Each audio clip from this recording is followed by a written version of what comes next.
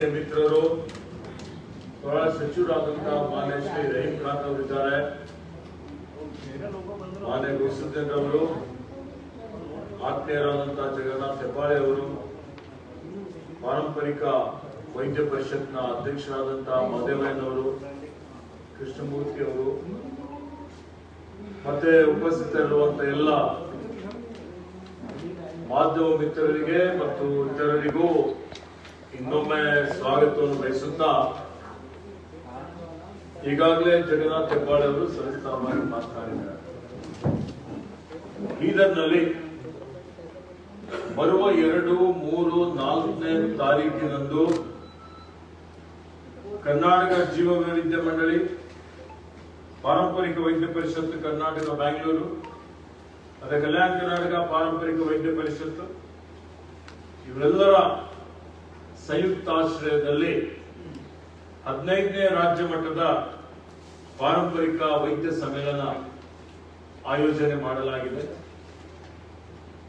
ಇವತ್ತು ಈ ಒಂದು 3 ದಿವಸದ ಕಾರ್ಯಕ್ರಮದ ಅದೇನು ವಿವರವಾದಂತ ಒಂದು ಆಹ್ವಾನ ಪತ್ರಿಕೆ ಇದೆ, ಅದು ಮಾಧ್ಯಮದೆಲ್ಲರಿಗೂ ಈಗಾಗಲೇ ಮುಟ್ಟಿರಬಹುದು.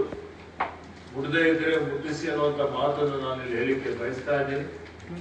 ಆತ್ಮೀಯ ಬಂಧುಗಳೇ, ತಮ್ಮೆಲ್ಲರಿಗೆ ತಿಳಿದಿರುವಂತೆ ಇವತ್ತು ಕರ್ನಾಟಕ ರಾಜ್ಯ ಅತ್ಯಂತ ಶ್ರೀಮಂತವಾದಂತಹ ಒಂದು ಜೀವ ವೈವಿಧ್ಯತೆ ತಾಣವಾಗಿದೆ. ನಮ್ಮ ರಾಜ್ಯದಲ್ಲಿರುವಂತದ್ದು ಏನು ಪಶ್ಚಿಮ ಘಟ್ಟ ಇದೆ, ಮತ್ತೆ ಇವತ್ತು ಇತರ ಪ್ರದೇಶಗಳಿದ್ದಾವೆ.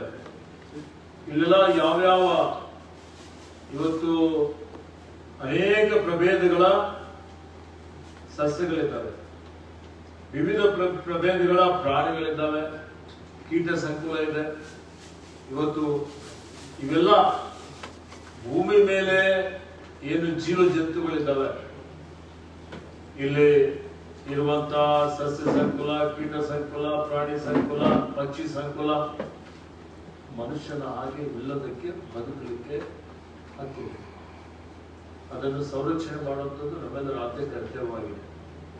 ಮತ್ತೆ ಪ್ರಕೃತಿ ಪರಿಸರ ಸಂರಕ್ಷಣೆ ಮಾಡಬೇಕು, ಇದರ ಸಮತೋಲನ ಕಾಪಾಡಬೇಕು ಅಂತ ಹೇಳಿದ್ರೆ ಇದೆಲ್ಲ ಮುಂದಿನ ಪೀಳಿಗೆಗೂ ಬಹಳ ಅವಶ್ಯಕತೆ ಇದೆ. ನಮ್ಗೆಲ್ಲ ಗೊತ್ತಿದೆ, ಹಿಂದೆ ಋಷಿಗಳು ಮುನಿಗಳು ಏನು ನಮ್ಮ ಎಲ್ಲ ಪೂರ್ವಿಕರಿದ್ರು, ಯಾವುದೇ ರೋಗಗಳಿಗೆ ಇವತ್ತು ಆಧುನಿಕ ಯುಗದಲ್ಲಿ ನಾವೆಲ್ಲ ಇದ್ದೀವಿ, ಅನೇಕ ಸಂಶೋಧನೆ ಮಾಡಿದ್ದೇವೆ, ಅನೇಕ ರೋಗಗಳಿಗೆ ಎಲ್ಲ ನಾವು ಔಷಧಿಗಳನ್ನು ಕಂಡುಹಿಡಿದಿದ್ದೇವೆ. ಮೊದಲೇ ಏನಾದರೂ ಔಷಧಿಗಳಿದ್ವಾ? ಇದ್ದಿಲ್ಲ. ಆದ್ರೆ ಎಲ್ಲಾ ರೋಗಗಳಿಗೆ ಇವತ್ತು ಚಿಕಿತ್ಸೆ, ಪ್ರಕೃತಿ ಚಿಕಿತ್ಸೆ ಅನ್ನಬಹುದು ನೀವು, ಅಥವಾ ಗಿಡಮೂಲಿಕೆಗಳಿಂದ ಇವತ್ತು ರೋಗವಿಲ್ಲದ ಮನುಷ್ಯ ಇಲ್ಲ.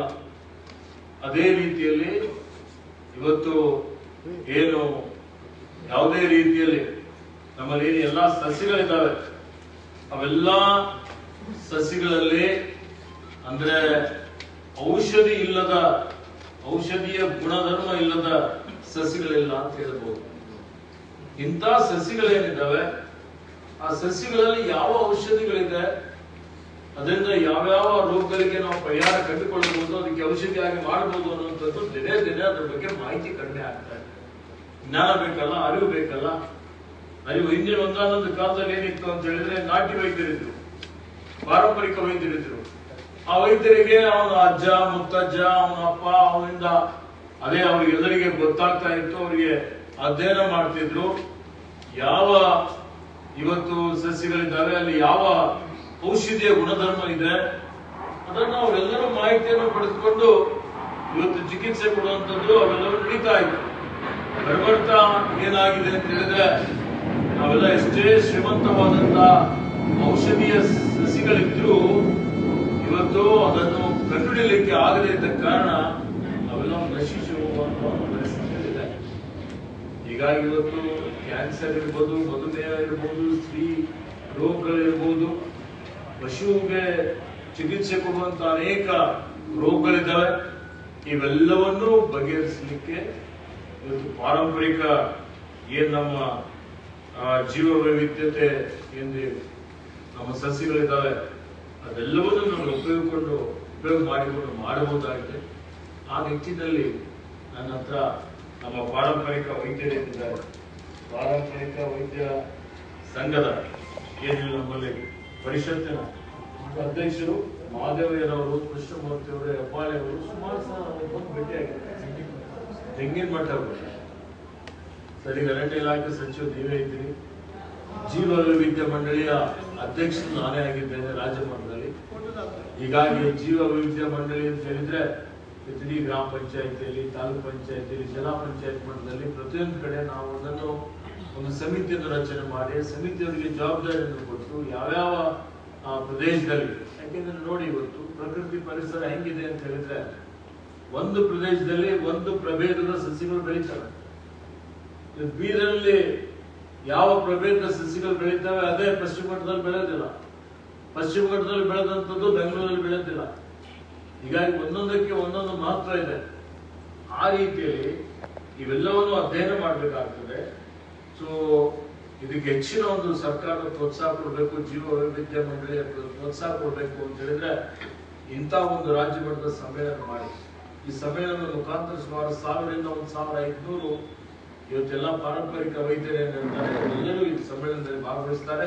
3 ದಿವಸಗಳವರೆಗೆ ಈ ಸಮ್ಮೇಳನ ಬಹಳ ವಿಸ್ತೃತವಾಗಿ ಚರ್ಚೆ ಮಾಡಿ ಅದರ ಏನು ಲಾಭಗಳೇನಿದೆ ಅದರಿಂದ ಅದೆಲ್ಲವನ್ನು ಇವತ್ತು ಜೀವ ವೈವಿಧ್ಯ ಮಂಡಳಿಗೆ ಒಂದು ವರದಿಯನ್ನು ಒಪ್ಪಿಸ್ತಾರೆ. ಅದರ ಮೇಲೆ ನಾವು ಮುಂದಿನ ಕ್ರಮವನ್ನು ತೆಗೆದುಕೊಳ್ಳುತ್ತೇವೆ. ಹೀಗಾಗಿ ಅತ್ಯಂತ ಮಹತ್ವದಾದಂತಹ ಒಂದು ರಾಜ್ಯ ಮಟ್ಟದ ಸಮ್ಮೇಳನ ಬೀದರ್ನಲ್ಲಿ ಪ್ರಪ್ರಥಮವಾಗಿ ಜರುಗ್ತಾ ಇದೆ. ಹಿಂದೆ ಮಾಡಿದ್ದಾರೆ, ಆದರೆ ಅದು ಬರೀ ಸ್ವಲ್ಪ ಅದು ದೊಡ್ಡ ಮಟ್ಟದಲ್ಲಿ ಆಗಲಿಲ್ಲ, ಎಲ್ಲರೂ ಅದರಲ್ಲಿ ಭಾಗಿಯಾಗಿಲ್ಲ. ಹೀಗಾಗಿ ಇಡೀ ರಾಜ್ಯದಾದ್ಯಂತ ಬೆಂಗಳೂರು ಹಿಡ್ಕೊಂಡು ಮೈಸೂರು, ಚಾಮರಾಜನಗರ ಎಲ್ಲ ಜಿಲ್ಲೆ 31 ಜಿಲ್ಲೆಗಳಿಂದ ಆಹ್ವಾನ ಮಾಡಿದ್ದಾರೆ. ಇವತ್ತೆಲ್ಲ ಸುಮಾರು ನನ್ನ ವರದಿ ಪ್ರಕಾರ ನನಗೆ ನಮ್ಮ ಜೀವ ವೈವಿಧ್ಯ ಪರಿಷತ್ತಿನ ಅಧ್ಯಕ್ಷರ ಪದಾಧಿಕಾರಿಗಳು ಮಾಹಿತಿ ಕೊಟ್ಟ ಪ್ರಕಾರ ಸುಮಾರು 1500ರಿಂದ 1500 ಜನ ಹೇಳ್ತಾರೆ. ಅದಕ್ಕೆ ಉದ್ಘಾಟನೆ ನಾನೇ ಮಾಡ್ತಾ ಇದ್ದೇನೆ 2ನೇ ತಾರೀಕಿಗೆ. ಮತ್ತೆ ನಿಮ್ಮ ಬೆಂಗಾಳಿ ಕನ್ವೆನ್ಷನ್ ಹಾಲ್ ಅಲ್ಲಿ ಉದ್ಘಾಟನೆ ಇಟ್ಕೊಂಡಿದ್ದೇವೆ. ಸಾಯಂಕಾಲ ಇದರ ಗೋಷ್ಠಿ ಏನಿದೆ ಒಂದು 6 ಗೋಷ್ಠಿಗಳಲ್ಲ 11 ಗೋಷ್ಠಿಗಳು ಆಯೋಜನೆ ಮಾಡಿದ್ದಾರೆ. 11 ಗೋಷ್ಠಿಗಳಿಗೆ ಇವತ್ತು ವಿಶೇಷವಾದಂತ ಒಂದೇನು ಯಾರು ತಜ್ಞರಿದ್ದಾರೆ, ಸಂಶೋಧಕರಿದ್ದಾರೆ, ಅವರೆಲ್ಲರಿಗೆ ವಿಜ್ಞಾನಿಗಳಿದ್ದಾರೆ, ಅವರೆಲ್ಲರಿಗೆ ಆಹ್ವಾನ ಮಾಡಿದ್ದಾರೆ.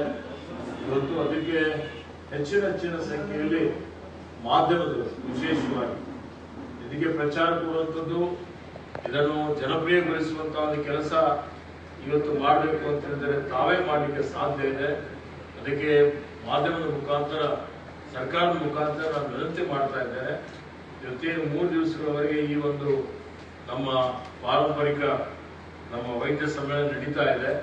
ಈ ಸಮ್ಮೇಳನದ ಎಲ್ಲ ಏನು ವಿಚಾರಗಳಿದ್ದಾವೆ ಅಲ್ಲಿ ಚರ್ಚೆ ಏನಾಗ್ತದೆ, ಅಧ್ಯಯನ ಏನಾಗ್ತದೆ, ಯಾರ್ಯಾರ ಅಭಿಪ್ರಾಯಗಳು ಬರ್ತವೆ, ಎಲ್ಲವನ್ನೂ ಇಡೀ ರಾಜ್ಯದಾದ್ಯಂತ ಜನರಿಗೆ ಮುಟ್ಟಿಸುವಂತಹ ಒಂದು ಕೆಲಸ ತಾವೆಲ್ಲ ಮಾಡಬೇಕು ಅನ್ನುವಂತ ಒಂದು ವಿನಂತಿಯನ್ನು ಮಾಡಿಕೊಂಡು ಮತ್ತೊಮ್ಮೆ ನಿಮ್ಮೆಲ್ಲರಿಗೆ ಧನ್ಯವಾದಗಳನ್ನು ಹೇಳುತ್ತೇನೆ.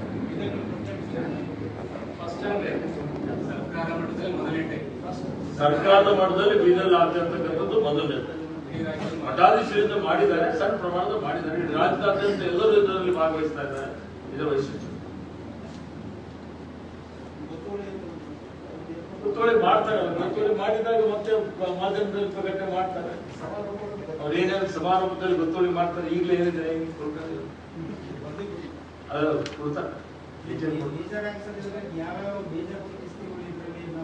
ಮಧುಮೇಹ ಇದೆ, ಕ್ಯಾನ್ಸರ್ ಇದೆ, ಸ್ತ್ರೀರೋಗ ಇದೆ, ಪಶು ರೋಗ ಇದೆ, ಅನೇಕ ರೋಗಗಳಿಗೆ ಚಿಕಿತ್ಸೆ ಕೊಡುವಂತ ಏನೇನು ಆಲೋಚನೆ ಇದೆ ನೋಡಿ. ವಿಶೇಷವಾಗಿ ಇಲ್ಲೇನು ಗೋಷ್ಠಿಗಳು ಇಕ್ಕಿದ್ದಾರೆ.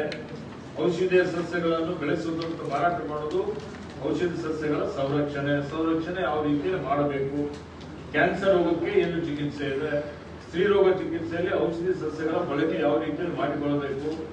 ಇವತ್ತು ಕೈತೋಟ ಸಂಸ್ಕೃತಿ, ನಮ್ಮ ಕೈತೋಟ ನಮ್ಮ ಸ್ವಾಸ್ಥ್ಯ, ಮನೆ ಮದ್ದು ಅಂತ ಹೇಳ್ತೀವಲ್ಲ, ಔಷಧಿ ಸಸ್ಯಗಳನ್ನು ಬೆಳೆಸುವುದು ಮತ್ತು ಬಳಸುವುದು, ಮಧುಮೇಹ ಚಿಕಿತ್ಸೆಯಲ್ಲಿ ಪಾರಂಪರಿಕ ವೈದ್ಯ ಪದ್ಧತಿ, ಇವತ್ತು ಪಶುರೋಗ ಚಿಕಿತ್ಸೆಯಲ್ಲಿ ಪಾರಂಪರಿಕ ವೈದ್ಯ ಪದ್ಧತಿ, ಈ ರೀತಿಯಲ್ಲಿ ಇವತ್ತು ಅನೇಕ ಪಾರ್ಶ್ವವಾಯು ಚಿಕಿತ್ಸೆಯಲ್ಲಿ ಪಾರಂಪರಿಕ ವೈದ್ಯ ಪದ್ಧತಿ, ಚರ್ಮರೋಗ ಚಿಕಿತ್ಸೆಯಲ್ಲಿ ಪಾರಂಪರಿಕ ವೈದ್ಯ ಪದ್ಧತಿ, ಮೂಲವ್ಯಾಧಿ ಚಿಕಿತ್ಸೆಯಲ್ಲಿ ಪಾರಂಪರಿಕ ವೈದ್ಯ ಪದ್ಧತಿ. ಇವತ್ತು ಈ ರೀತಿಯಲ್ಲಿ ಸುಮಾರು 11 ಗೋಷ್ಠಿಗಳು ಆಯೋಜನೆ ಮಾಡಲಾಗಿದೆ. ಬಹಳ ಉಪಯುಕ್ತವಾದಂತಹ ಗೋಷ್ಠಿಗಳಿದ್ದಾವೆ.